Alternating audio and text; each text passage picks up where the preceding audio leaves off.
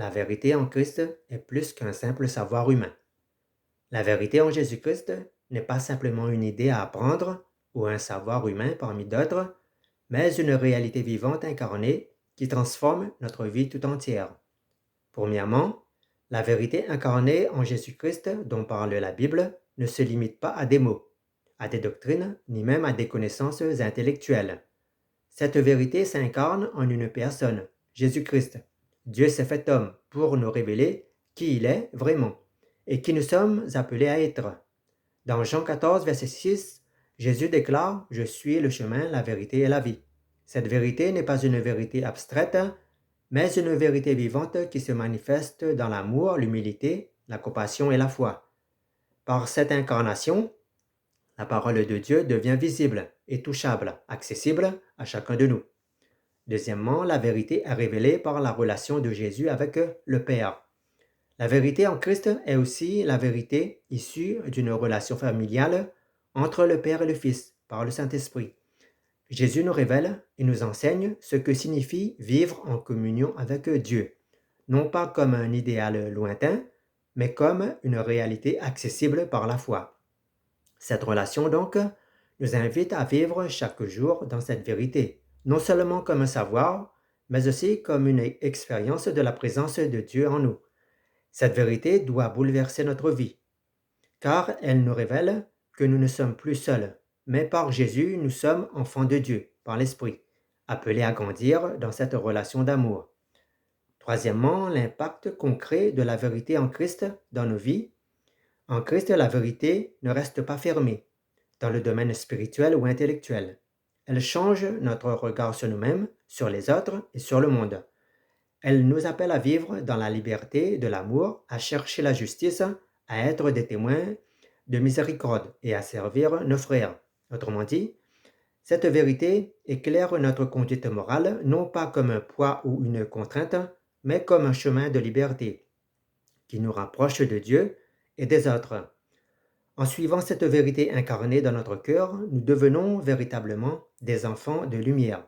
Quatrièmement, la vérité en Christ sauve. Par sa vie, par sa mort et sa résurrection, Jésus inaugure une nouvelle réalité. En ressuscitant des morts, Jésus atteste qu'en lui la vérité est véritablement la résurrection et la vie, et que la mort n'a aucune emprise ni aucune puissance pour altérer ou détruire cette vérité. La vérité en Christ inaugure et révèle le salut de Dieu pour les hommes. La vérité en Christ n'est pas un simple enseignement parmi d'autres, mais cette vérité est une nature divine, une lumière qui éclaire notre route. Elle est une force qui transforme nos vies. Conclusion, la vérité chrétienne est donc plus qu'une vérité rationnelle ou empirique. Elle est une vérité de vie, d'amour et d'expérience spirituelle. Elle repose sur l'incarnation de Dieu en Jésus-Christ. Cela signifie que la vérité divine se manifeste dans ce qui est concret et humain. La parole de Dieu, ce n'est pas une parole faite livre, premièrement, mais une parole faite chair, qui a versé son sang pour le salut des hommes. Le savoir de Christ et le savoir humain sont distincts par leur nature et leur source, mais partagent des points communs liés à la nature humaine de Jésus. Premièrement, Jésus, en s'incarnant, a pris une nature humaine complète, donc il possède une connaissance humaine authentique. Cela inclut l'apprentissage par l'expérience, la croissance en sagesse et la connaissance acquise comme tout être humain. Jésus a dû apprendre, interroger, se développer physiquement et intellectuellement. Deuxièmement, le savoir divin de Christ.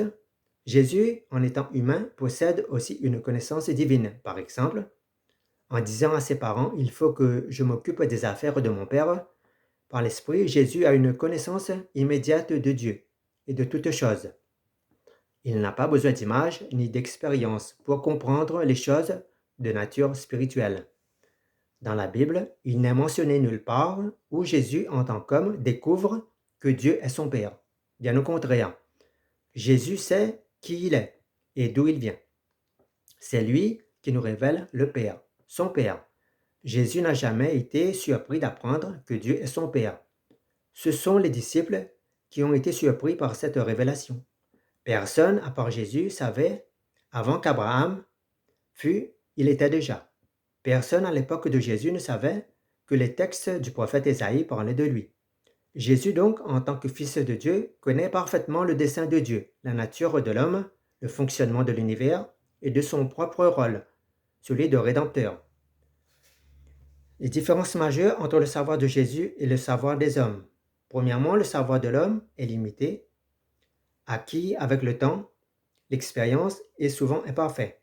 Le savoir de l'homme est conditionné par les limites humaines, impliquant le temps, l'espace, et par sa capacité physique et intellectuelle finie.